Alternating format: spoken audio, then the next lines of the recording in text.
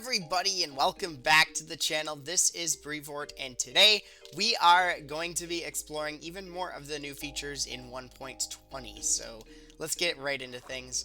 I've upgraded to the 13A snapshot of Minecraft and there isn't really many changes in this, but we still can...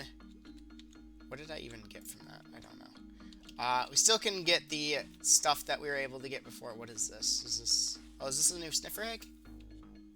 Yes. Okay, that's actually exactly what I came for. Let's see if we can find any of the other stuff. Hopefully some of the pottery shards. This looks like an emerald.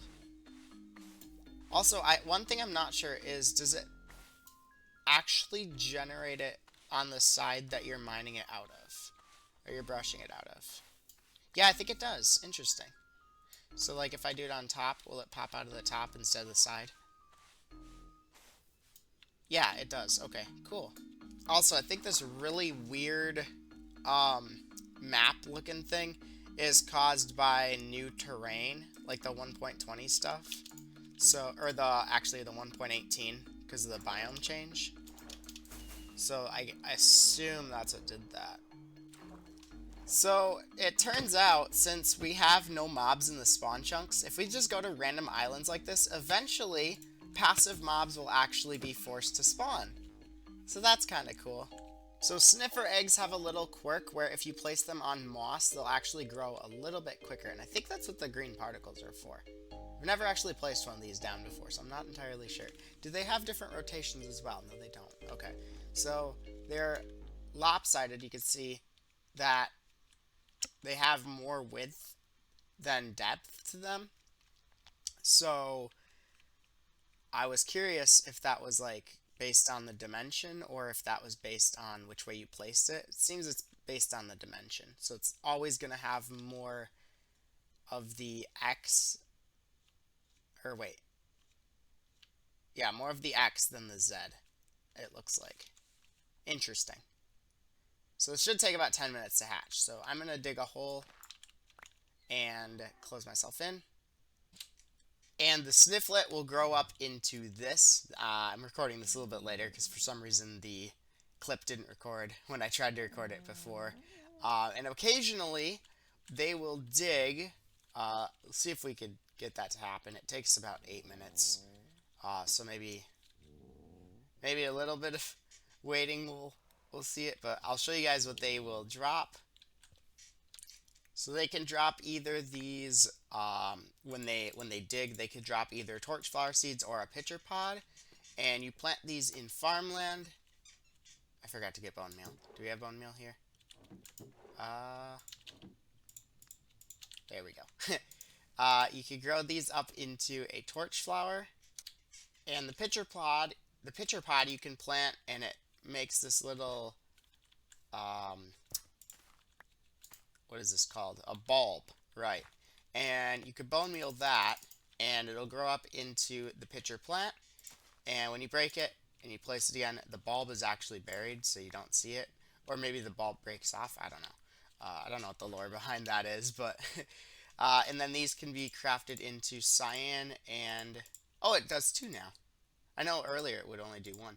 The torch flower gives you one. The pitcher pod gives you two. So cyan and orange dye. Oh, and I guess we missed the animation, but how come I saw a weird line?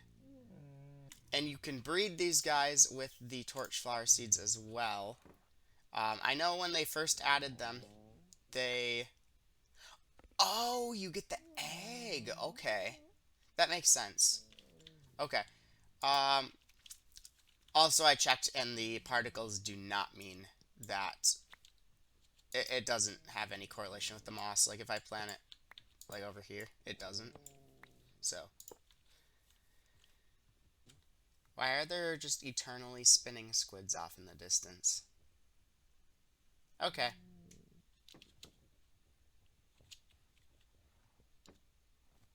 Oh, here we go.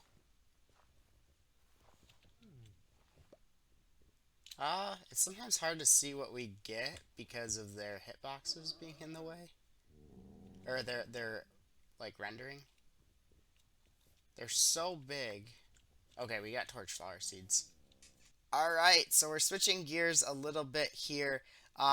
We are now in the underground secret tunnel space. If you're not sure where that is, it's right here. We got the map, and then you go down through the map.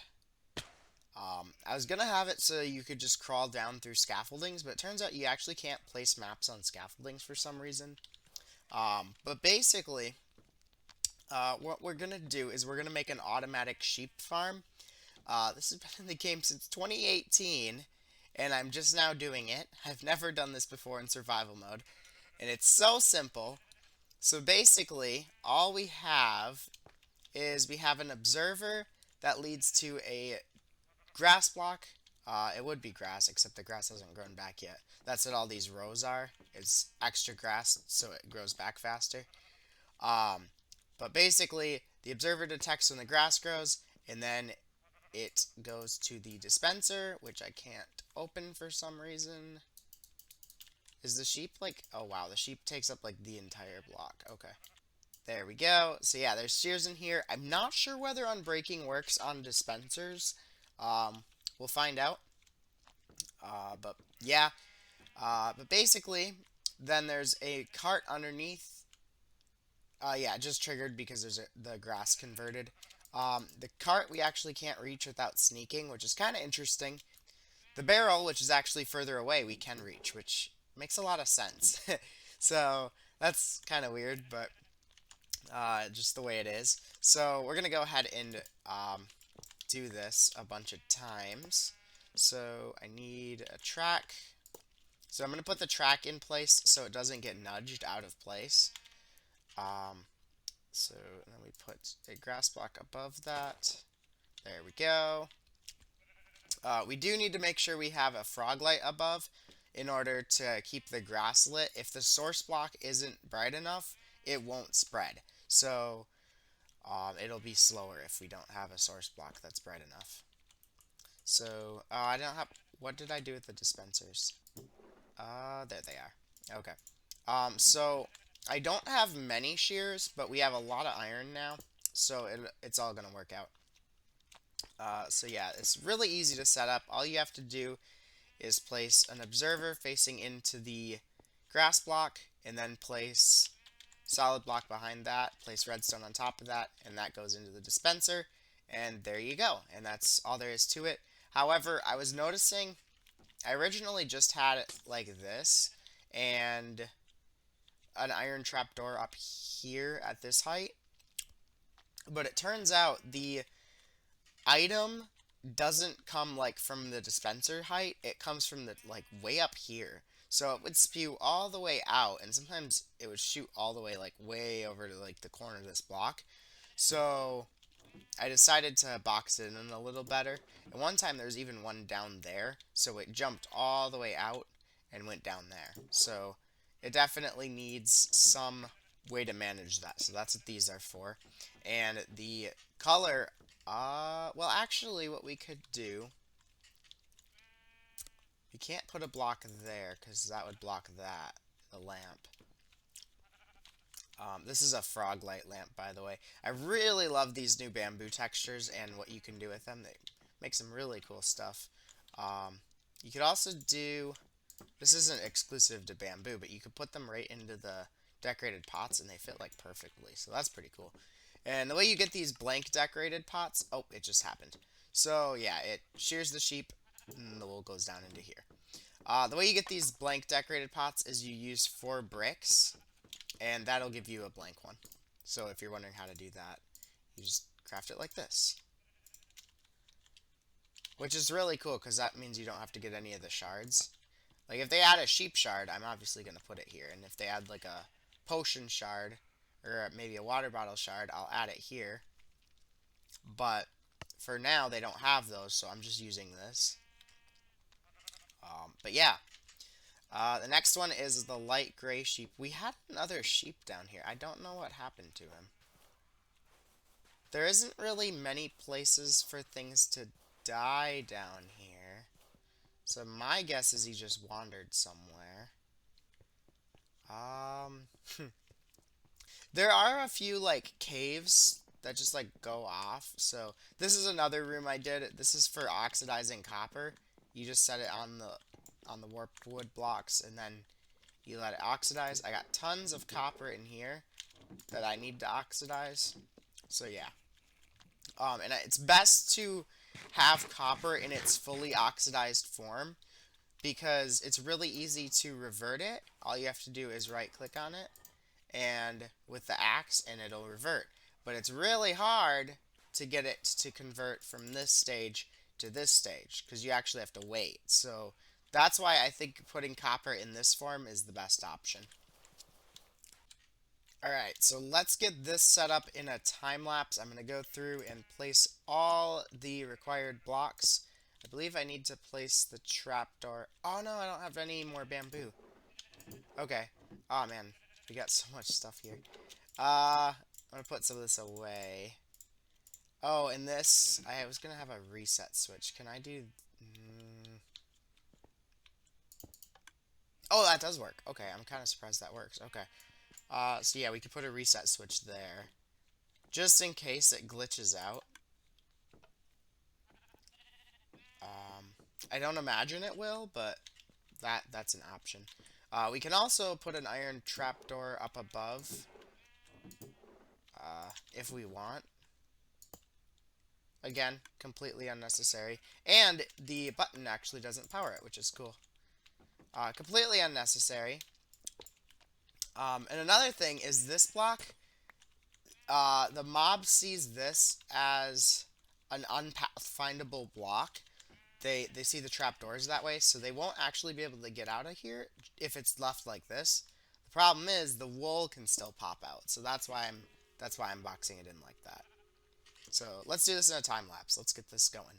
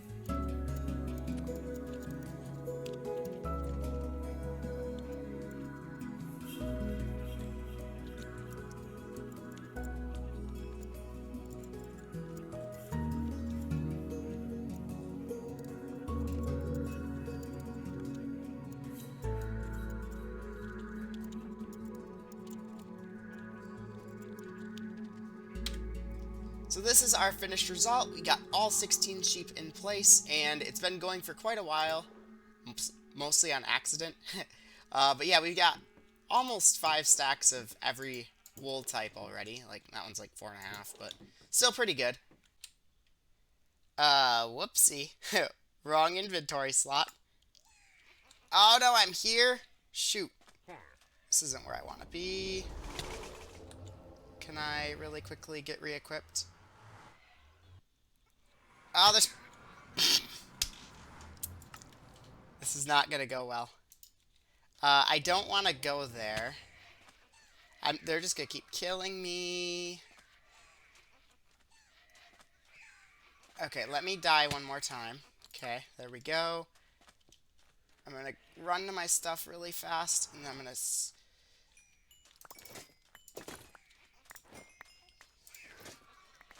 Okay.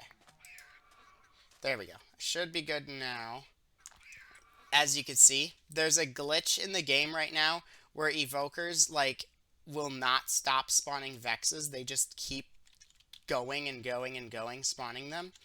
And they eventually get completely out of control. And that was what happened. Okay, so there's a few things that I actually want to improve with this.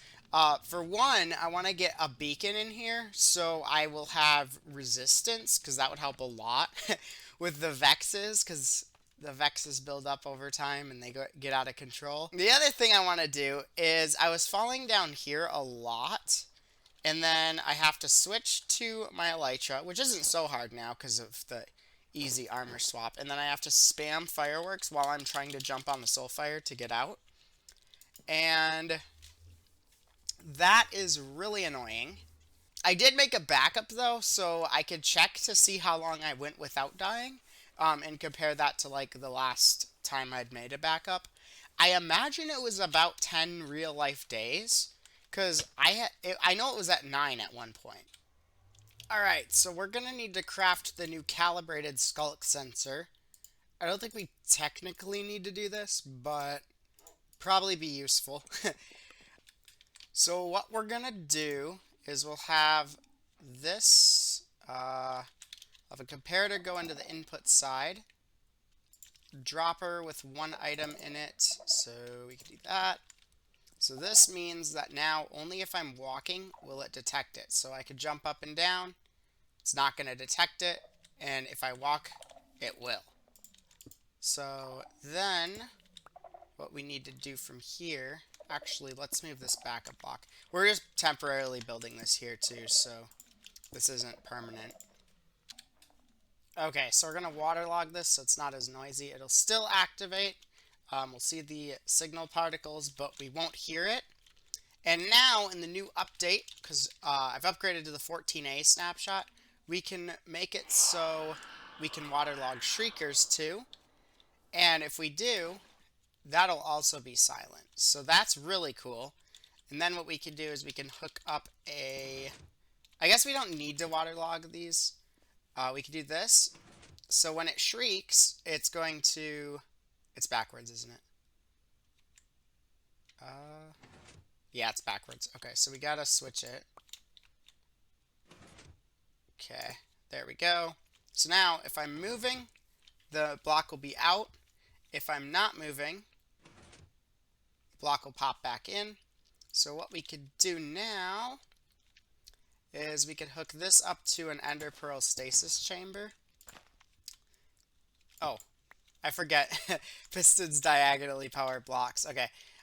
So what we could do is this. And then we could go down 3 blocks. We'll do that. I'm not sure if I need it 3 blocks deep or 2 blocks deep. Let's try 2 and see what happens. Nope, we need it 3 blocks deep. Okay, good to know. Okay, if we sneak, we won't activate it.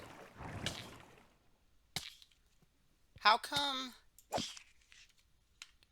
Let's try 1 block deeper. This is 4 blocks deep.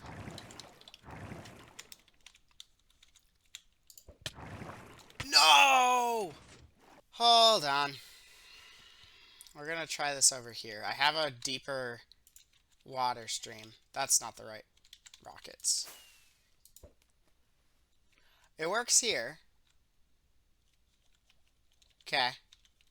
So it is possible, but it looks like I need it probably at least 6 blocks deep, so that's fine.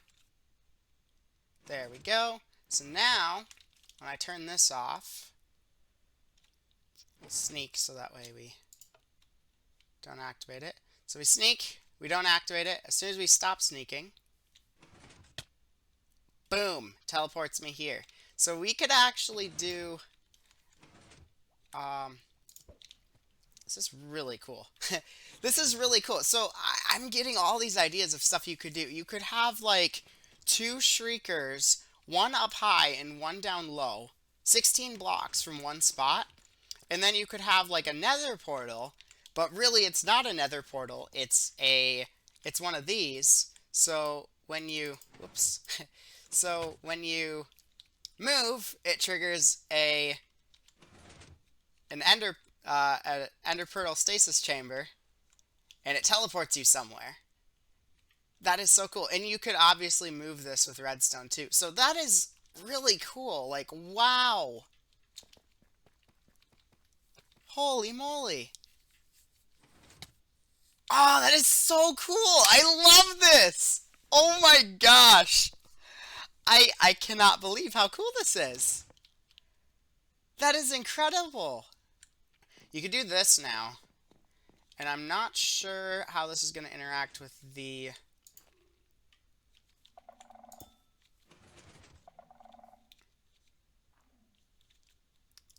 So theoretically, I should be able to trigger it from further away, right?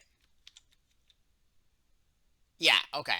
Because there's no way a normal skulk sensor would pick up that. Like, if I jump here, it's not going to... Wait, never mind, it just did. Why did that activate? If I jump, though, like right here, it's not going to activate the skulk sensor. But if I walk, it will, even though that skulk sensor is really far away. So this is resonating. I'm not really entirely sure how these work, and also how far they work from. Let's do a little bit of testing with that. So that area is pretty flat up there. Let's go up there. So if we place one down here... Okay, question is, first of all, can we do this? Nope. Okay, so they have to be closer together than that. Does it work like this? No, it doesn't. Okay, what if I move it 1 block closer? Maybe the amethyst block needs to be near the source. Nope, doesn't seem like that's it either. So what if I move one here? If I do this... No.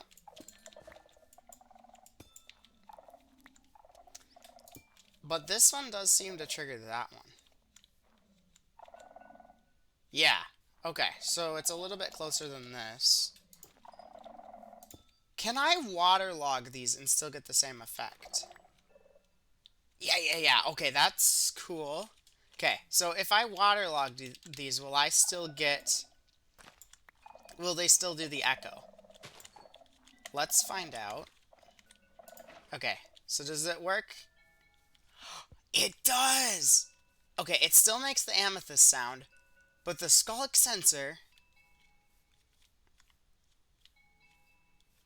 Skulk sensors are silent, other than the last one, but that's because we're far away. So I could theoretically detect it from here. So the calibrated one, they have a further range, so I assume you'd be able to transfer the signals a little bit faster. So, and further, I would assume as well. That would be interesting. Let's try that. Let's try that. So if we switch this out with a calibrated one, I imagine we probably won't need this in-between one, right? Oh, it looks like we still do. Oh, okay, so the range of this one is further.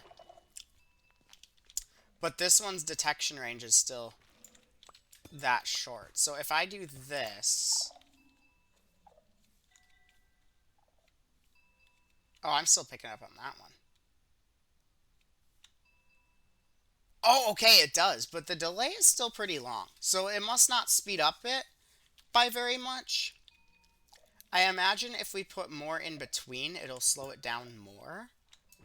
So, like, if we do this, I bet it'll slow it way down.